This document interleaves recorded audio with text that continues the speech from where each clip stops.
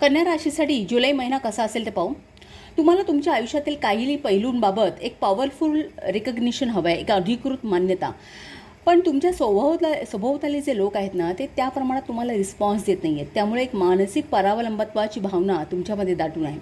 तुमची काही स्वप्न आहेत जी तुम्हाला वाटतं पूर्ण व्हावीत, तुम्ही स्पॉटलाईटमध्ये यावं. पण त्यासाठी एक तुम्हाला या निगेटिव्ह इमोशन्सना एक तर लेट गो करावं लागेल किंवा जास्त तर्क न लढवता व्यक्त होऊन रिलीज करावं लागेल. सध्याच्या सिच्युएशनमध्ये तुमचे शब्द महत्त्वाचे आहेत. एक वाणीमधला गोडवा, हुशारीने शब्दबद्ध केलेली प्रशंसा, ही फार मॅन्युप्युलेटिव्ह टॅलेंट्स आहेत. ती तुम्हाला वापरात आणावी लागतील.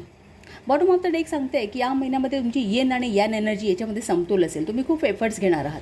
कॉन्फिडेंटली क्रिएटिव्हली व्यक्त व्हाल. समाजामध्ये प्रवाहाबरोबर जाण्याची तयारी असेल. प्रयत्नांमध्ये सातत्य राखाल. चुकीच्या लाईफस्टाईलमुळे आलेल्या नकारात्मकतेवरती तुम्ही एक काम करणार आहात. स्वतःवरती काम करणार आहात.